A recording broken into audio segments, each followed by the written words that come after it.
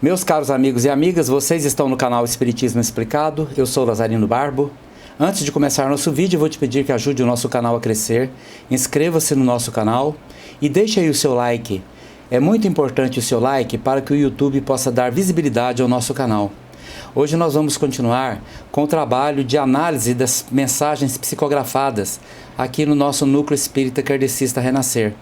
Lembrando que essas mensagens não são de espíritos que já atingiram um degrau muito alto na escala da evolução. São espíritos que ainda não resolveram os problemas fundamentais da vida e estão em busca de seu próprio crescimento, de suas próprias conquistas e da libertação de si mesmos. Esta mensagem foi psicografada no dia 6 de setembro de 2018 e ela começa assim.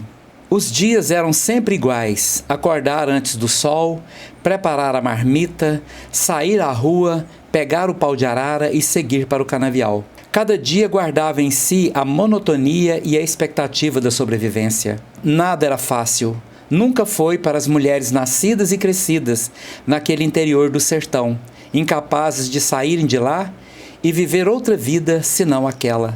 Durante anos na minha juventude, apesar do corpo ainda não se render ao cansaço e ainda haver alguma esperança, eu sempre pensava se haveria outro jeito, alguma outra maneira de se viver.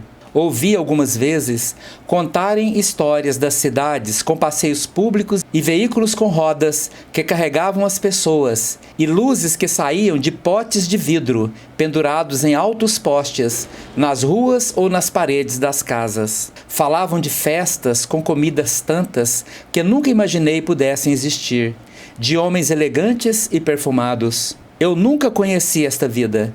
E lamentei muitas vezes na minha vida árida, pequena, vazia de cores, cheiros e sabores, esvaziada de vida. A terra era igualmente seca, poucas árvores, nenhuma flor. O céu era quase encardido de poeira que levantava da terra invariavelmente sedenta. Suportei aquela existência medíocre e ridícula. Tive meus sonhos mortos ao nascer e os anos foram levando a minha capacidade de pensar. Era tudo muito estreito, a vida, as pessoas, meus horizontes. Acostumei-me a olhar sempre para baixo. A poeira do alto incomodava meus olhos. E foi assim que passei uma encarnação inteira. Tive um companheiro e vários filhos, mas não senti amor por nenhum deles. Eles apenas estavam ali. As crianças ficavam por um tempo em meu ventre e, quando saíam, se confundiam com a paisagem empoeirada. Uns morreram antes de mim e não me lembro de ter chorado. Apenas um sentimento vago, nenhum pensamento de saudade, nem remorso. Talvez algum alívio. Apenas cumpria meu dever de enterrá-los, como sempre foi em minha vida. Eu apenas fazia o que tinha que ser feito, sem demora, sem pressa, sem lamento. Com muito custo, um dia me libertei. Lembro bem do momento em que despertei e então eu podia voar. Nenhum pesar, nenhum vínculo construído naqueles anos de prisão. Entendo que foi uma experiência preciosa, aprendi a aceitar a passagem do tempo em seu próprio ritmo. Nada mais eu poderia ter feito naquele mundo árido e sáfaro. Hoje me preparo para voltar e continuar minha trajetória de espírito aprendiz. Desta vez, em mais uma experiência comum que, se bem aproveitada, muito aprendizado me trará. Alguns ajustes a serem feitos no convívio com a família, possibilidades de construção de vínculos afetivos e de despertar o amor materno que dorme latente. Aguardo calma e confiante, sem mais pressa ou urgência, sem desafiar o tempo, mas ainda com um frio percorrendo a espinha, às vezes. Assinado Alaide, pela médium Eliane. Meus caros amigos e amigas, a encarnação da Alaide, provavelmente no Nordeste brasileiro, numa vida muito simples, morando naqueles lugares ermos, sem praticamente ter tido contato com nada que não fosse aquele ambiente restrito, apagado, triste, onde se falta tudo, a água, o alimento. Ao ler a história da Alaide, eu me lembrei de um dos livros mais impactantes, o 15, que conta a história dos nordestinos nos tempos mais sombrios da seca de 1915, que destruiu famílias inteiras, levando-as a um êxodo na tentativa de salvar suas vidas em um tempo difícil, sem esperança. E lamentavelmente ainda hoje, em 2020, 105 anos depois da seca de 1915, que foi o ápice de uma seca que durou 5 anos. Em 1915 já haviam 5 anos sem chuvas no Nordeste. E lamentavelmente hoje, em 2020, ainda existem pessoas habitando aquelas regiões do jeitinho que a Alaide relatou aqui. Nos traz um profundo lamento de que o tempo passou e mais de 100 anos depois ainda reste tanta miséria relacionada à seca nas regiões nordestinas do Brasil. Mas nós não podemos esquecer que essas regiões áridas do mundo, como o Nordeste brasileiro, principalmente as regiões mais pobres, mais secas, sempre serviram de local para a reencarnação de espíritos que fizeram parte da alta nobreza europeia, principalmente a nobreza espanhola, inglesa, francesa e holandesa, que espalharam miséria pelo mundo através de seus projetos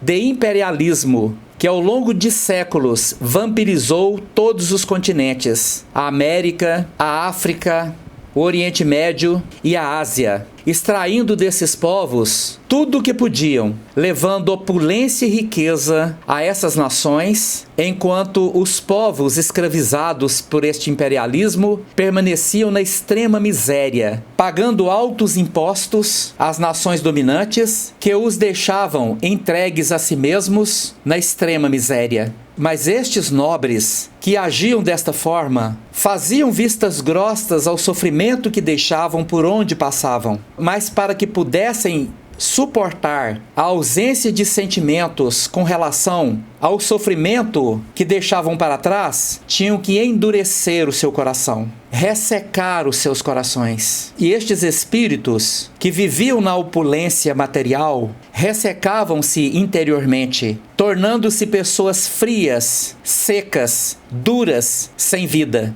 sem amor, sem ternura, sem bondade e sem compaixão. Estas almas secas, ao libertar de seus corpos, que viviam na opulência, cercados de uma falsa beleza, de um falso glamour, de uma pompa e circunstância, sustentada pela miséria, desencarnaram e se projetaram para onde o seu conteúdo mental os levou, para as moradas espirituais que estavam condizentes com seu estado mental, com a sua aridez mental, com seu ressecamento mental, com a secura e o endurecimento das vegetações espinhentas daqueles ambientes inóspitos que estavam relacionados à própria aridez de suas mentes. Passaram por ali longos tempos, passando sede, fome, miséria, e depois de muito tempo, reencarnam em regiões pobres, miseráveis, passando fome, sede, sem esperança, como se estivessem abandonadas pela providência divina, por tudo e por todos. E a Alaide mostrou bem isso aqui na sua vida. Viveu ali, sem fé, sem esperança, teve filhos, mas nem se lembrou deles, apenas cumpriu o seu dever, os enterravam, mas dela não saía nenhuma lágrima. Porque era isso que fazia com os outros, passando por aqueles vilarejos miseráveis, retirando dali tudo que tinham e deixando para trás olhos famintos, ressequidos, áridos. Mas aos poucos isto vai mudando no interior dessas pessoas. Eles vão conquistando um pouquinho, um mínimo de amor, bondade, complacência, piedade pelas outras pessoas e começam a dar um pouco desses sentimentos a si mesmas. E é exatamente onde a Alaide está agora, neste ponto de transição, tentando trazer para ela um pouco de amor, bondade, um pouco de ternura nesse coração endurecido. E não há nada mais poderoso para desenvolver ternura, bondade e compaixão do que em um coração materno. A maternidade desperta aos poucos no espírito estes sentimentos nobres. A Alaide vai reencarnar em uma família que vai dar a ela muito amor, para que, ao ser amada, ela consiga mudar a secura que carrega em sua alma. Que Maria de Nazaré, a nossa mãe essencial, a doce mãe de Jesus, possa envolver a Alaide, os seus futuros pais que já estão encarnados, para que ela receba muito amor, para que ela possa despertar, quando também for mãe, a energia poderosa do amor, da ternura, da bondade e da compaixão. Muito obrigado pela sua atenção. Se você gostou desse vídeo, deixe aí o seu like. Muito obrigado.